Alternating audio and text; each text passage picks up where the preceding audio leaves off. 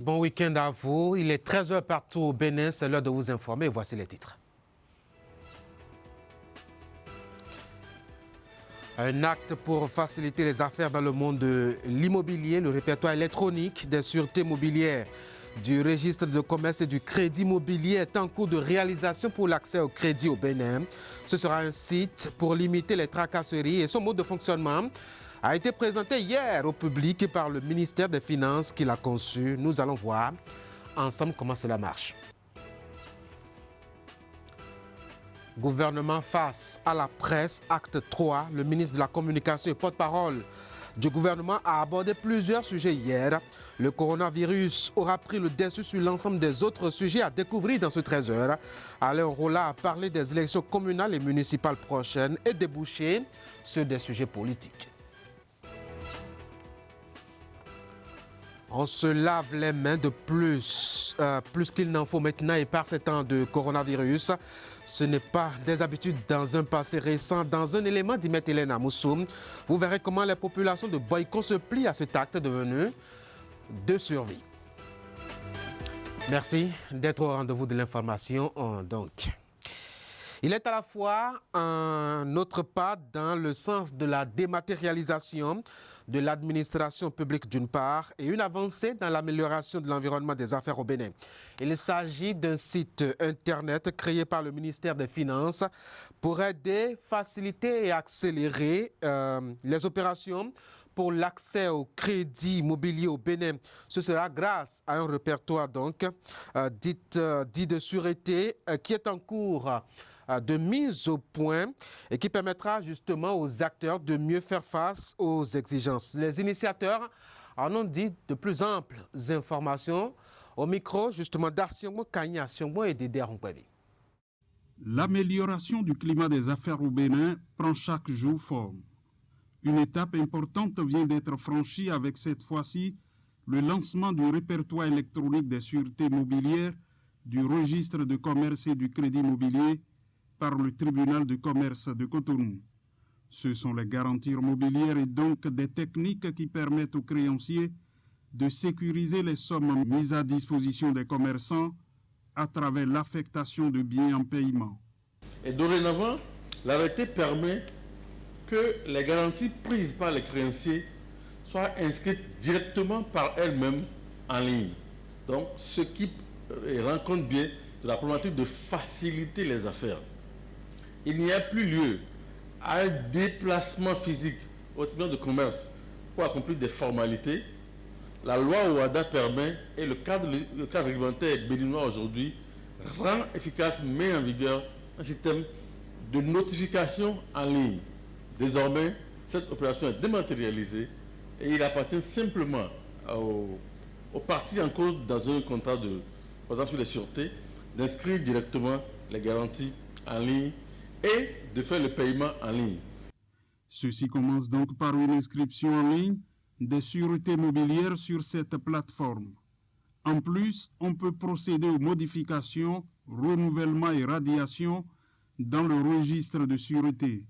Une avancée dans le milieu des affaires et sur laquelle le ministère de l'Économie et des Finances insiste.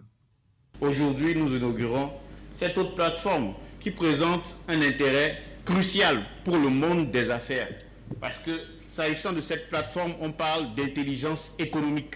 Comme vous le savez sans doute, en matière de business, l'information, c'est le pouvoir. Et à travers cette plateforme, nous essayons de renforcer la transparence dans le milieu des affaires. D'autant plus qu'elle est accessible à tous, à des sommes modiques. Cette innovation n'entraîne pas la suppression des démarches physiques vers le greffe, a expliqué le directeur adjoint du cabinet, Timothée Yabi. C'est simplement conçu pour ceux qui veulent se simplifier la vie, a-t-il ajouté. Il a par ailleurs fait savoir que c'est un outil qui va continuer de subir des améliorations au fil du temps, de manière à le rendre le plus utile possible pour le monde des affaires.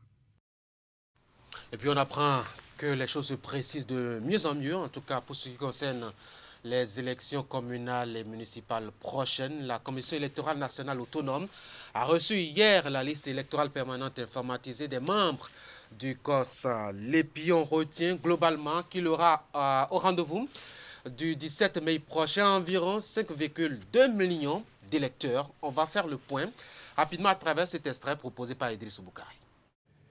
Il me plaît avant tout propos d'exprimer ma joie et ma satisfaction de devoir enfin ce jour satisfaire à ce devoir républicain, celui de la remise de la liste électorale permanente informatisée. Le chemin fut long et laborieux, mais je peux me permettre de dire avec vous, chers collègues et collaborateurs assidus de l'Agence nationale de traitement ANT, que c'est fait. La LEPI est prête.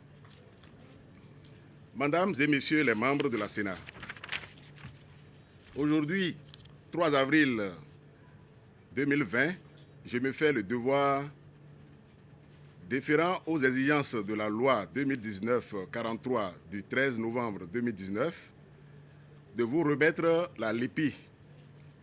Le moment est enfin arrivé pour vous remettre officiellement les résultats du processus d'actualisation du fichier électoral national et de l'établissement de la liste électorale permanente informatisée LEPI. Nous voulons partager avec vous ici les données quantitatives relatives à la liste extraite du fichier électoral national. Ainsi, on dénombre 5 235 609 électeurs au 17 mai 2020, dont 45 374 à l'étranger, contre 5 37 785 électeurs, dont 45 386 à l'étranger en 2019. Cette liste répond aux critères légaux, notamment ceux relatifs à la sincérité, en raison de la rigueur observée dans le processus de collecte, de traitement, d'appurement, de correction, de mise à jour et de conservation. Les hostilités, car la grande majorité de nos concitoyens en âge de voter y sont inscrits. Je voudrais donc, au nom de la Sénat, vous adresser nos félicitations pour avoir réussi dans des conditions que je connais, dans des conditions particulières qui furent les vôtres, vous avez réussi à faire ce travail-là. La liste électorale est pour nous essentielle parce que c'est à partir de cette liste que toutes nos activités se font. Si nous ne connaissons pas le nombre des électeurs, nous ne pouvons pas prévoir le nombre du matériel électoral à commander. Si nous ne connaissons pas le nombre des électeurs, ni des centres, ni des postes de vote, nous ne saurons pas répartir ce matériel électoral sur toute l'étendue du territoire national. Ce que vous venez de nous remettre, croyez-nous, sera indispensable pour nous permettre de continuer à mener nos activités et j'ai bon espoir que le processus électoral connaît encore aujourd'hui, avec cette remise de la liste, une autre phase décisive qui va nous conduire à la tenue du scrutin du 17 mai 2020. Voilà pour les précisions. Je vous rappelle que vous aviez suivi un extrait des propos tenus à l'occasion de la remise de la LEPI, des propos donc de Jérémy Adomahon, président du COS LEPI, et puis de Emmanuel Tiando, lui, président de la Commission électorale nationale autonome. Et de 3, hier, pour Alain Orunla, le ministre de la Communication et porte-parole du gouvernement. Il était devant les hommes des médias dans le cadre du 3e numéro de l'initiative Gouvernement face à la presse. Le sujet lié au coronavirus a constitué le plat de résistance des échanges où le tribun a présenté les grandes décisions et mesures du gouvernement auxquelles il appartient pour limiter et faire face à la pandémie. Mais il a aussi eu le temps de dire 2 mots au sujet des élections communales et municipales qui profilent à l'horizon. Voici une sélection de ses propos pendant son développement. C'est une pandémie qui a déstabilisé le monde, le nec plus ultra du monde scientifique, puisque nul aujourd'hui, si vous écoutez les radios, vous lisez les dépêches, vous entendez l'actualité sur le plan international, il n'y a pas d'école aujourd'hui qui se soit imposée pour dire qu'on a prévu cette pandémie et pour dire que les mesures adoptées par les uns ou les autres sont les meilleures pour contrer la propagation de ce virus mystérieux, parce qu'il demeure mystérieux. Dès lors que le phénomène a commencé à inquiéter davantage, des mesures encore plus énergiques ont été prises en toute responsabilité par le gouvernement de la République du Bénin. Et les mesures qui ont été prises l'ont été après que le président de la République, qui est au front et qui l'a dit, ce qui est vrai, préoccupé jour après jour, minute après minute, après qu'on ait fait un tour complet de toutes les possibilités, supposées ou réelles, connues à notre disposition pour empêcher que Covid-19 ne fasse des victimes dans notre pays. On a examiné les possibilités de confinement total, on a examiné la situation ou la solution des couvre-feux, on a examiné, et fort de nos réalités économiques, c'est-à-dire de la faiblesse structurelle de notre économie, du mode de vie de nos compatriotes, qui ne sont pas forcément enclins à aller vers des solutions extrêmes, du peu d'équipement, le gouvernement, sous l'impulsion de son leader, a décidé de prendre les mesures adaptées à notre situation.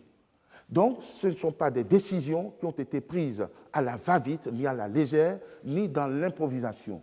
C'est plus ou moins d'actualité de dire un mot sur l'élection municipale projetée pour le 17 mai prochain. Quels que soient les grincements de dents, des formations politiques sont parvenues. Il faut dire que les mesures d'assouplissement inspirées par le président de la République à l'occasion du dialogue politique ont facilité les choses, mais aujourd'hui, toutes les formations politiques retenues par la CEDAP ont réussi à présenter des dossiers potables. C'est une discipline et une abnégation au travail qui résulte de la nécessité de s'adapter au nouveau contexte, c'est-à-dire à la réforme du système partisan. C'est heureux, il faut le saluer. Tous ceux qui avaient pensé, ou qui avaient dit, ou qui avaient fait écrire que les critères de conformité étaient exorbitants, aujourd'hui ont la preuve que les formations politiques, lorsqu'elles se prennent en charge, lorsque les dirigeants de ces partis politiques prennent leurs responsabilités, on peut surmonter les critères qui ont apporté de l'innovation dans la réforme de ce système partisan, puisque nous avons 5 grandes formations politiques qui iront à la compétition. Ça veut dire que la réforme du système partisan est en marche. Alain Rolla, dans cette démonstration. C'est devenu impératif, un point au quotidien de la gestion du coronavirus. Et hier, Benjamin Nkpati, le ministre de la Santé, s'est plié à l'exercice. On retient qu'il y a 16 cas confirmés au Bénin depuis l'apparition du mal. Et les mesures d'isolement ont porté des fruits. Donc voici les détails dans cet extrait de l'intervention du ministre Nkpati sur la question. Il est au micro d'Asiongo Kanye Asiongo et d'Elvis Tonokwe. Dans le cadre du contrôle de la propagation du coronavirus Covid-19, le gouvernement avait pris la décision de mettre en quarantaine systématiquement, pour compter du jeudi 19 mars 2020 à 0h, toute personne de quelque nationalité que ce soit entrant sur le territoire national, aussi bien à Cotonou que dans les autres villes identifiées à cet effet. Par précaution, le gouvernement a par ailleurs décidé de leur faire un test de dépistage systématique avant la sortie des hôtels au bout de 14 jours de quarantaine. Les résultats des 191 premiers tests réalisés ont révélé la présence de 3 cas positifs qui ne présentent aucun signe. Ces 3 nouveaux cas, qui sont déjà pris en charge, porte à 16 le nombre total de cas confirmés. Ces résultats attestent de la pertinence de cette option stratégique du gouvernement. Toutes les autres personnes en quarantaine bénéficieront également de ce test avant leur sortie. C'est le lieu de les inviter à comprendre l'intérêt de ce test et à observer scrupuleusement la mesure de confinement dans leurs chambres respectives jusqu'à leur sortie. Nous les exhortons donc à la patience en attendant les résultats. Toutes les personnes dont la période d'auto-isolement de 14 jours est arrivée à terme seront également invitées par appel téléphonique à se présenter dans les structures sanitaires dédiées pour leur dépistage. Ces personnes sont invitées à observer scrupuleusement les mesures de port de masque systématique et de distanciation sociale jusqu'à l'obtention des résultats du dépistage. Le gouvernement profite de l'occasion pour informer toute la population de la guérison des 2 premiers cas de Covid-19 enregistrés. La population est encore une fois invitée à redoubler de vigilance, à participer activement à la maîtrise de la situation en observant rigoureusement les mesures prescrites par le gouvernement et surtout en portant à la connaissance du ministère de la Santé à travers les numéros 51 02 00 00 ou 51 04 00 00 la présence de toute personne provenant de l'étranger ne respectant pas les prescriptions d'isolement. Seule la discipline et l'engagement empêcheront la propagation du coronavirus. Et vous l'auriez certainement remarqué, c'est le moment plus que jamais de la solidarité nationale et internationale. Le Bénin a pu ainsi bénéficier de la bienveillance du groupe Arise, chargé de la construction et de la gestion de la zone économique spéciale de Glodjibé. Il a fait don de matériel sanitaire pour aider à la gestion de la crise. C'est le ministre Benjamin Hunkpating, que vous aviez suivi tout à l'heure, qui est allé réceptionner les dites aides. Voici le point. Un avion atterrit à l'aéroport international Cardinal Bernardin Ganti de Cotonou. À son bord, une importante quantité de matériel sanitaire. Il s'agit au total de 2 millions de masques, 150 000 paires de gants, 50 000 boîtes de gel désinfectant, 30 000 tenues de protection, 2 000 thermoflash médicaux et 5 caméras thermiques. C'est l'important don fait au peuple béninois par le groupe Arise qui a la charge de la construction et de la gestion de la zone économique spéciale de Glodjibé. En tant qu'entreprise sociale, le groupe Arise apporte sa contribution aux efforts du gouvernement béninois pour lutter contre la propagation du Covid-19 au Bénin. Un geste salué à sa juste valeur par les autorités béninoises au plus haut niveau. C'est le ministre de la Santé, Benjamin Hunkpating, et son collègue de l'économie et des finances, Romuald Wadayi, qui ont réceptionné le matériel. Ce don contient non seulement des kits de diagnostic, des gels hydroalcooliques, des gants chirurgicaux, des équipements de protection individuelle pour les agents de santé qui sont au front et qui soignent ces malades, ainsi que des masques chirurgicaux pour pratiquement un tonnage allant jusqu'à 6 et 800 cartons. C'est le lieu de remercier notre partenaire Arise pour ce don qui traduit son amitié pour le peuple béninois. Je voudrais, au nom du gouvernement et de son chef, le président Patrice Talon, au nom du peuple béninois et en mon nom propre, leur traduire nos remerciements les plus profonds et les assurer que nous en ferons un très bon usage et que l'ensemble du peuple béninois sortira vainqueur de cette bataille contre la Covid-19. Dans le cadre de l'exploitation de la zone économique spéciale de Glodjibé, le groupe Arise et le gouvernement du Bénin investiront prioritairement dans les capacités de transformation locale des produits agricoles, à l'instar de la noix de cajou, du coton, de l'ananas, du soja et du karité. De quoi envisager de beaux jours pour l'économie béninoise. De l'espoir donc.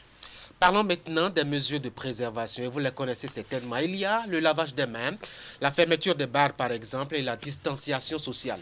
Nous commençons par ce dernier aspect avant de revenir sur les autres pour constater une banalisation en quelque sorte des prescriptions du ministère en charge de la sécurité publique qui requérait dans un communiqué une distance d'1 mètre entre les personnes pour tout au plus 10 par regroupement. Le cas des conducteurs de taxi-moto qui, pour se justifier et s'excuser, et surtout pour éviter la contagion, veulent compter sur la commisération divine. C'est à Ali Moumouni qu'ils se sont confiés, qui a fait un point de leur avis dans ce reportage à suivre.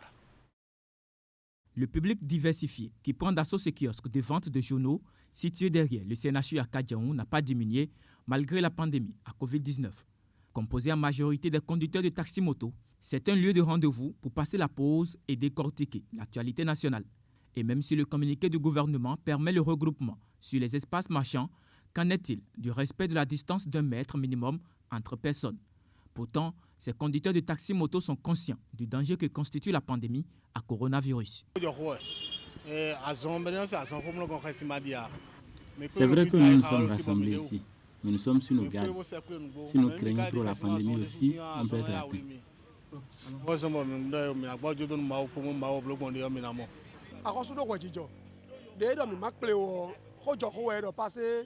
L'interdiction des regroupements, c'est une bonne mesure pour prévenir le mal.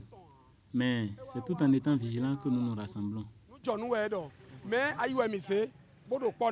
Moi, personnellement, j'ai pris mes distances par rapport aux autres. Je ne vais pas leur dire à eux de prendre des distances par rapport à moi. Je suis conscient de la distanciation sociale. Et où que je sois, il faudrait que nous ne dépassions pas l'effectif maximum de 10. Celui ou les chercheurs qui ont décrété ces mesures, un temps soit peu, c'est pour se prémunir et prémunir les autres. À Bégamé, c'est aussi le même constat. Mais entre eux, ils prennent des dispositions pour éviter les contacts directs. Pour les mesures que nous avons prises, nous évitons les discussions avec les clients et même entre nous, nous respectons une certaine distance. Ici, nous évitons de nous serrer les mains parce que tout part du contact. Mais sur le site de Bégamé, le nombre aurait considérablement diminué. Et pour cause, la crainte des sanctions prévues par le gouvernement en cas de non-respect des mesures sanitaires. Au sujet de la fermeture des bars pour 2 semaines, on se plie bon an, mal an à la décision du gouvernement, même si cela n'arrange pas vraiment les affaires. Des promoteurs de ces espaces de plaisir ont été interrogés, qui ont reconnu la pertinence de la décision, mais avec un œil sur la facture et le point de charge mensuel qui attendent. Ulrich Gaba et Elvis Tonouquin. Premier jour du cordon sanitaire en République du Bénin. Arnaud évalue avec son plus proche collaborateur l'impact de la fermeture du bar sur les charges quotidiennes. Ce promoteur de bar est conscient de l'enjeu et comprend aisément la décision du gouvernement. Le gouvernement a demandé à ce qu'on ferme les bars pour 2 semaines, jusqu'au 13 avril. On n'a pas le choix, il faut respecter les consignes du gouvernement parce que ça fait partie des mesures à prendre pour nous protéger, donc on n'a pas le choix. Tout en se conformant aux dispositions gouvernementales, l'opérateur économique averti a pris le soin d'informer sa clientèle afin de ne pas susciter des désagréments. Il faut respecter les clients, raison pour laquelle on les a tenus informés pour dire que d'ici le lundi, les bars, on va fermer. Effectivement, on a fait des affiches, on a partagé, ils savent que c'est fermé. Il faut respecter toujours le gouvernement, raison pour laquelle on a fait cette affiche pour partager. Comme Arnaud, des centaines de promoteurs de bars ont suivi à la lettre les consignes du gouvernement. Le stade de l'amitié Mathieu Kérékou, qui ne tarissait jamais de rendez-vous joyeux sur fonds éthyliques, est aujourd'hui presque désert. Tous les bars sont fermés. Promoteurs et consommateurs reconnaissent l'importance de la mesure prise par le gouvernement. Depuis ce matin, tous les bars sont fermés comme l'a exigé le gouvernement. Seuls les marquis sont ouverts, mais les clients sont rares. D'habitude, on sait que après le service, il faut quand même se restaurer. Mais étant donné que c'est pour juste une période donnée suivant le chef de l'État, ce respect strict, je pense bien que c'est ce qu'il faut quand même. C'est difficile pour nous promoteurs de faire face à nos charges en tant qu'employeurs avec cette décision de fermeture des bars. Mais c'est une situation de santé publique. Nous n'avons pas le choix. Nous n'allons quand même pas nous préoccuper de la bière et nous exposer à la maladie. La santé d'abord et la bière viendra après. La santé d'abord, c'est le cri de cœur de tous ceux qui ont compris la portée de la mesure. Les bars resteront fermés pendant 15 jours, des congés forcés pour les serveuses qui s'offrent ainsi quelques jours de pause, loin du stress habituel et des caprices des clients. Merci à Eloïc Gabay. On va finir avec ce dernier élément. Il relève d'un geste banal par le passé. Mais c'est par lui que le monde compte freiner le mal qui le ronge et le secoue actuellement. Se laver les mains est devenu systématique pratiquement, plutôt rare dans le quotidien de certains Béninois dans un passé récent. À Boïkon, au centre du Bénin, les populations s'y mettent progressivement, ce qui fait la bonne affaire pour les vendeurs du matériel nécessaire pour le geste. Y met Hélène Amoussou. Très rare, il y a quelques semaines, le dispositif pilule désormais dans la ville de Boïkon. Devant boutiques, ateliers, pharmacies, buvettes et autres structures commerciales ou établissements publics et privés, on le retrouve inévitablement. Le dispositif de lavage de mains est positionné à l'entrée. Arrivé à son niveau, les usagers prennent le soin de se laver les mains avant de pénétrer à l'intérieur de la structure qui les accueille. On a déjà pris les dispositions d'avance avant. Donc nos clients déjà savent que nous on a fait notre truc là et ils viendront eux-mêmes vers le truc. Eux-mêmes vont aller se laver les mains. Se laver les mains, c'est des principes d'hygiène depuis qu'il y a l'ASA dans notre pays, qu'on a invité tout le monde à laver les mains. Il y a des foyers, des familles qui ont déjà pris l'habitude. Chaque jour, le lavage des mains semble intégrer un peu plus les habitudes des populations. Le geste, répété toute la journée, rassure les uns et les autres. Un réflexe dont certains souhaitent la pérennisation. Les enfants sont déjà habitués pour quelques jours qu'ils ont fait avec nous avant qu'on les envoie en congé. Et nous interpellons les parents à continuer avec ces gestes. Vous savez, les enfants, ils aiment trop s'amuser. Ils aiment trop aller en contact du sable à tout moment. Dès qu'ils arrivent à faire l'amusement et qu'ils rentrent dans la maison, demandez-leur automatiquement de faire le geste, c'est-à-dire de laver les mains correctement avec de l'eau et du savon et de les envoyer directement aussi à la douche pour pouvoir se laver. Face à l'ennemi invisible qui menace le monde entier, des gestes utiles et le respect de certaines règles sont recommandés par les autorités. Et pour préserver leur santé, les populations de Boïkon, à l'instar du reste du Bénin, s'appliquent à respecter les nouvelles exigences sanitaires et d'hygiène.